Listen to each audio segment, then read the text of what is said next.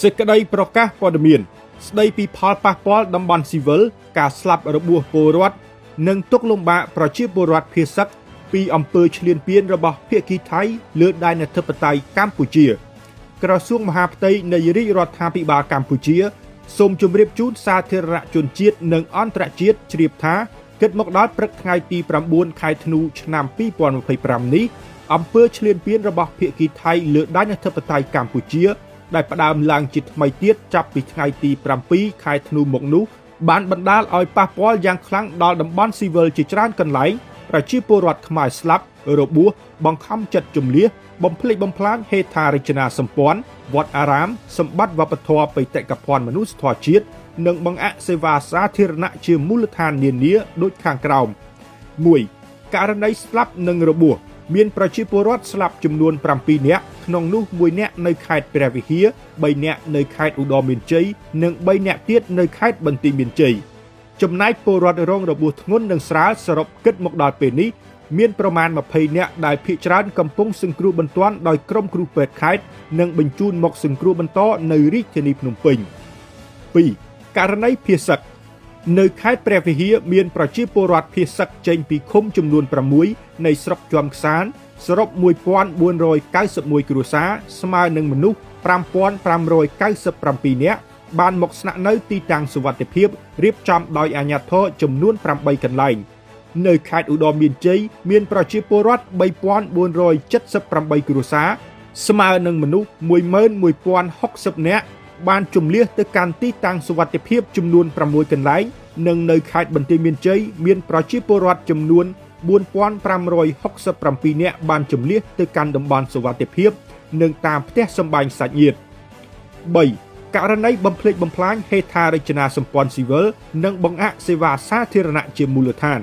ប្រតិបត្តិការយោធាគ្រប់ទម្រង់របស់ថៃបានធ្វើឲ្យផ្ទះសម្បែងពលរដ្ឋខ្មែរអគារក្រុមហ៊ុនឯកជនសាលារៀននិងផ្លូវសាធារណៈត្រូវបានបំផ្លាញជាច្រើនកន្លែង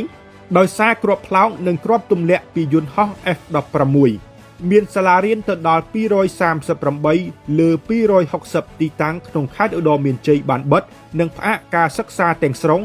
ខណៈសាលារៀននៅក្នុងក្រុងនិងស្រុកជាប់ព្រំដែនក្នុងខេត្តព្រះវិហារនិងបន្ទាយមានជ័យស្ទើរទាំងស្រុងក៏បានបិទនិងផ្អាកជាបណ្ដោះអាសន្នដែរបន្ទាប់ពីកុមារតូចៗរាប់ពាន់នាក់បានជម្លៀសទៅកាន់ទីតាំងសុវត្ថិភាពជាមួយក្រុមគ្រួសារ 4. ករណីជម្លៀសជនជាប់ឃុំជាបន្ទាន់នាយប់ថ្ងៃទី8ខែធ្នូឆ្នាំ2025អគ្គនាយកដ្ឋានពន្ធនាគារក្រសួងមហាផ្ទៃបានសហការជាមួយអគ្គស្នងការនគរបាលជាតិរដ្ឋបាលខេត្តឧត្តរមានជ័យនិងរដ្ឋបាលខេត្តសៀមរាបធ្វើប្រតិបត្តិការជម្លៀសជនជាប់ឃុំសរុបចំនួន1066នាក់ក្នុងនោះស្រី67នាក់ពីពន្ធនាគារខេត្តឧត្តរមានជ័យដែលរងហានិភ័យខ្ពស់ដោយសារការទម្លាក់គ្រាប់និងគ្រាប់ផ្លោងរបស់ថៃទៅឃុំបន្តនៅពន្ធនាគារខេត្តសៀមរាបជារួមនៅមានសោកនាដកម្មនិងផលប៉ះពាល់លើតំបន់និងជនស៊ីវិលកម្ពុជាជាច្រើនទៀតដែលក្រសួងមហាផ្ទៃនឹងជម្រាបជូននាពេលបន្តបន្ទាប់ពីព្រោះក្នុងកិច្ចប្រតិបត្តិការឈ្លានពានដែនអធិបតេយ្យកម្ពុជាមកដល់ថ្ងៃនេះកម្លាំងយោធាថៃបានបាញ់ផ្លោងគ្រាប់យុទ្ធភ័ណ្ឌជាច្រើនប្រភេទចូលមកកាន់ភូមិឋានប្រជាពលរដ្ឋដែលមានចម្ងាយដល់ទៅជិត30គីឡូម៉ែត្រពីខ្សែបន្ទាត់ព្រំដែននេះនៅមិនទាន់គិតដល់ផលវិបាកនៃផ្សែងពុលដ៏អាក្រក់ដែលថៃបន្តប្រើប្រាស់ជាថ្មីទៀតដោយគ្មានសន្តិសម្បញ្ញៈមកលើដែនអធិបតេយ្យកម្ពុជានាឱកាសនេះដែរក្រសួងមហាផ្ទៃនៃរាជរដ្ឋាភិបាលកម្ពុជាសូមប្រកាសគាំទ្រនិងជឿជាក់យ៉ាងមុតមាំលើសម្ដេចអគ្គមហាសេនាបតីតេជោហ៊ុនសែនប្រធានព្រឹទ្ធសភានិងជាអគ្គភស្តុភារជាន់ខ្ពស់នៃកងយុទ្ធពលខេមរភូមិន្ទនិងសម្ដេចមហាបវរធិបតីហ៊ុនម៉ាណែតជានាយករដ្ឋមន្ត្រីដ៏អង់អាចស្វាហាប់ប្រតិភិនរបស់ជាតិនិងប្រជាជនកម្ពុជាក្រសួងមហាផ្ទៃសូមអំពាវនាវប្រជាពលរដ្ឋខ្មែរគ្រប់មជ្ឈដ្ឋាននិងគ្រប់និន្នាការរួមទាំងកម្លាំងប្រដាប់អាវុធចម្រុះទាំងអស់បន្តសាមគ្គីប្រគៀកស្មាស្រាក់ដៃគ្នាគាំទ្ររាជរដ្ឋាភិបាលនិងផ្ដល់កម្លាំងចិត្តដល់វីរយុទ្ធជនជួរមុខដែលកំពុងតែឈរជើងយ៉ាងឃ្លាវខ្លាប្រកបដោយមោទកភាពក្នុងបេសកកម្មការពារទឹកដីដូនតានិងសុវត្ថិភាពប្រជាពលរដ្ឋតាមបន្ទាត់ព្រំដែនជាថ្មីម្ដងទៀតក្រសួងមហាផ្ទៃនៃរាជរដ្ឋាភិបាលកម្ពុជាទទូចដល់សហគមន៍អាស៊ានអង្គការសហប្រជាជាតិនិងសហគមន៍អន្តរជាតិចូលរួមតាមដានស្កោតទោស និងមានចំណាត់ការស្របតាមច្បាប់គោលការណ៍និងនីតិវិធីអន្តរជាតិចំពោះឧក្រិដ្ឋកម្មដ៏យងខ្នងព្រៃផ្សៃរបស់រដ្ឋាភិបាលយោធានិងកម្លាំងចម្រុះថៃដែលបំពានយ៉ាងធ្ងន់ធ្ងរលើធម្មនុញ្ញអង្គការសហប្រជាជាតិសេចក្តីប្រកាសជាសកលស្តីពីសិទ្ធិមនុស្សអនុសញ្ញាប្រឆាំងការធ្វើទារុណកម្មនិងធម្មនុញ្ញអាស៊ានជាដើម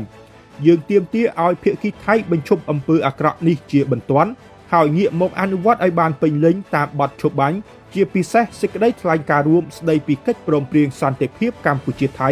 ចុះហត្ថលេខាដោយនាយករដ្ឋមន្ត្រីប្រទេសទាំងពីរដោយមានប្រធានាធិបតីសហរដ្ឋអាមេរិកនិងនាយករដ្ឋមន្ត្រីម៉ាឡេស៊ីចុះហត្ថលេខាជាសាក្សីព្រមទាំងការថ្លែងស្វាគមន៍គាំទ្រពីមិត្តបរទេសនិងសហគមន៍អន្តរជាតិថ្ងៃអង្គារ4រោចខែមករាឆ្នាំម្សាញ់ស័ព្ទស័កពុទ្ធសករាជ2569រាជធានីភ្នំពេញថ្ងៃទី9ខែធ្នូឆ្នាំ2025